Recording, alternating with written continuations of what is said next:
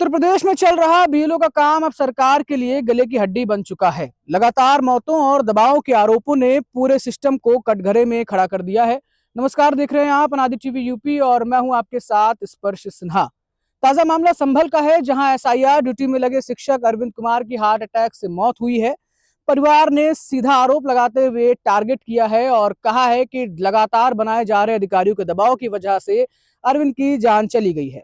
इससे पहले मुरादाबाद में भी एक बीएलओ ने फांसी लगाकर खुदकुशी की है और परिवार ने वहां भी सरकारी दबाव को ही बड़ा कारण बताया है। और यह दो घटनाएं नहीं है, आपको बता दें अब तक प्रदेश में कुल 8 बीएलओ कर्मियों की मौत हो चुकी है। किसी की हार्ट अटैक से हुई है तो किसी की लगातार दबाव के बाद आत्महत्या। और हर बार एक ही सवाल खड़ा हो रहा है कि क्या एसआईआर की प्रक्रिया बीएलओ की जान ले रही है। इसी बीच विपक्ष, खासतौर पर बात करें तो अखिलेश यादव, इस मुद्दे पर सरकार पर सबसे बड़ा हमला करते नजर आ रहे हैं। संसद के शीतकालीन सत्र की आज शुरुआत हो गई है और अखिलेश ने इस दौरान कहा है कि डी से डेमोक्रेसी और डी से ड्रामा, फर्क समझिए। सरकार एसआईआर के नाम पर ड्रामा कर रही है और बीएलओ की मौतों की जिम्मेदारी योगी सरकार को लेनी ही होगी। हाल ही में प्रेस कॉन्फ्रेंस में भी मृतक बीएलओ की पत्नी समाजवादी पार्टी प्रमुख अखिलेश यादव के पास पहुंची थी, जहां पर वो फूट फूट कर रोती नजर आई थी और पति की मौत का कारण सीधे सीधे बीएलओ ड्यूटी में लगातार बन रहा दबाव बताया था। इन घटनाओं को विपक्ष बड़े मुद्दे के रूप में सरकार और चुनाव आयोग दोनों पर हमले के रूप में देख रहा है। इसी बीच आज ही संसद सत्र के दौरान नगीना सांसद चंद्रशेखर आजाद ने भी एसआईआर प्रक्रिया पर बड़ा बयान दिया है। कहा है कि जनता में डर फैलाया जा रहा है, धर्मनिरपेक्षता पर हमला है, संविधान के आर्टिकल 25, 26 और 28 समेत 30 का उल्लंघन हो रहा है।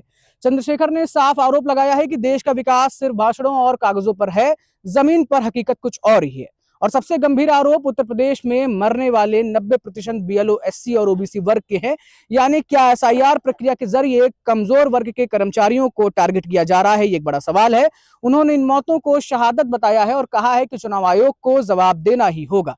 विपक्ष कह रहा है कि यह पूरा सिस्टम दबाव, डर और डिटेक्शन पर चल रहा है, जबकि सरकार इसे मतदाता सूची शुद्धिकरण का बड़ा सुधार अभियान बता रही है। लेकिन जमीन पर सवाल सिर्फ एक है कि आखिर इन 8 मौतों की जिम्मेदारी कौन लेगा। एसआईआर पारदर्शिता ला रहा है या कर्मचारियों की जान ले रहा है। यह मामला गर्म है, सियासत उफान पर है और जनता जवाब चाहती है। आप दर्शक हैं, इस पूरे घटनाक्रम को किस तस्वीर के साथ में देखते हैं, आप हमें कमेंट बॉक्स में बता सकते हैं। देखते रहिए प्रदेश की तमाम खबरों के लिए अनादि टीवी यूपी। मुझे दीजिए इजाजत, नमस्कार।